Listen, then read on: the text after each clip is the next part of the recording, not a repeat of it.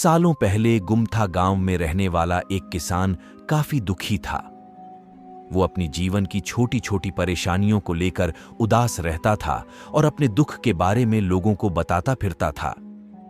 एक दिन उसे किसी ने सलाह दी कि तुम गौतम बुद्ध के पास चले जाओ, वे तुम्हारी समस्याओं का कोई न कोई हल जरूर निकल देंगे। उस व्यक्ति की बात सुनते ही दूसरे दिन वो किसान सीधे महात्मा बुद्ध के पास पहुंच गया। गौतम बुद्ध के पास पहुंचकर उन्हें प्रणाम करते हुए उसने बताया कि मैं एक किसान हूं और मैं खेती करके जीवनयापन करता हूं। मैं यहां अपनी समस्याओं का समाधान लेने के लिए आया हूं। दरअसल कई बार हमारी फसल अच्छी होती है तो कभी बिल्कुल भी नहीं होती। इससे मैं बहुत परेशान हो जाता हूं। इतना कहने के बाद किसान ने आगे कहा कि मेरी पत्नी है और वो मुझसे बेहद प्रेम करती है, पर कभी कभी वो मुझे बहुत परेशान करती है। उससे मैं तंग आ गया हूं और कभी कभी लगता है कि अगर वो मेरे जीवन में नहीं आती तो मैं कितने अच्छे से रहता। इस तरह वह अपनी सारी परेशानियां महात्मा बुद्ध को सुनाता रहा और वो उसकी बातें सुनते रहे। जब तक किसान बात कर रहा था तब तक गौतम बुद्ध एक शब्द भी नहीं बोले।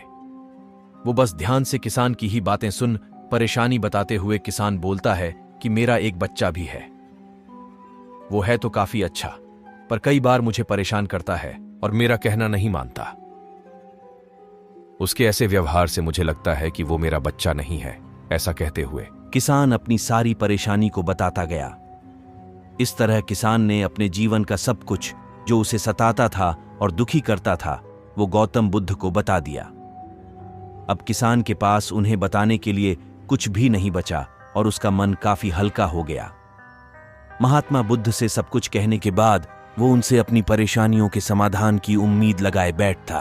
काफी देर तक गौतम बुद्ध के जवाब का इंतजार करने के बाद बेसब्र होकर किसान ने ऊंची आवाज में महात्मा बुद्ध से पूछा, क्या आप मेरी समस्याओं को लेकर कुछ नहीं कहेंगे?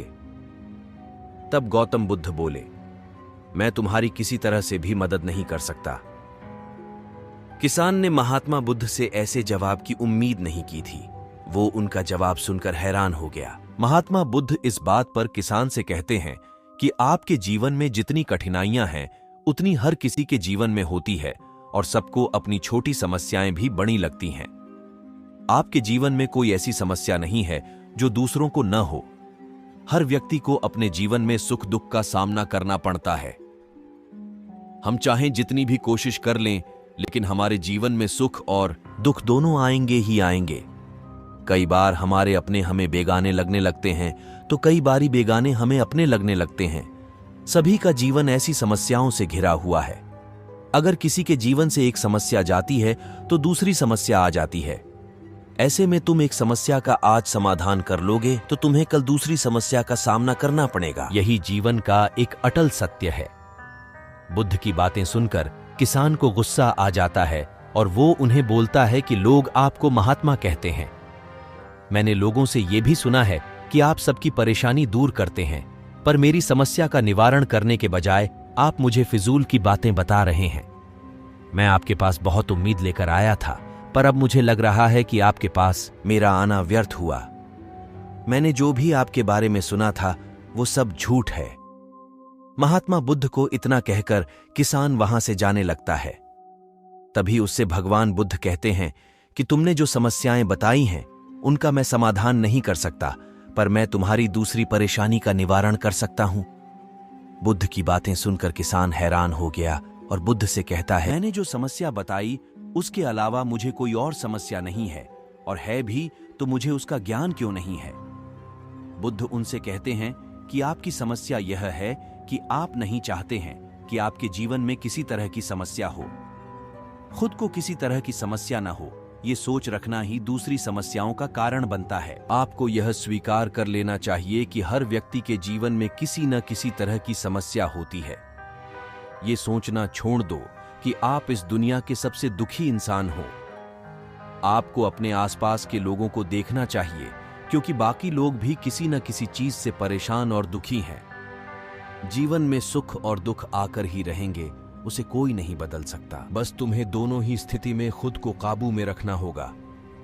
इससे दुख का असर तुम पर ज्यादा नहीं होगा। ऐसे में तुम्हें यह सोचना छोड़ना होगा कि तुम्हारे जीवन में समस्या न हो।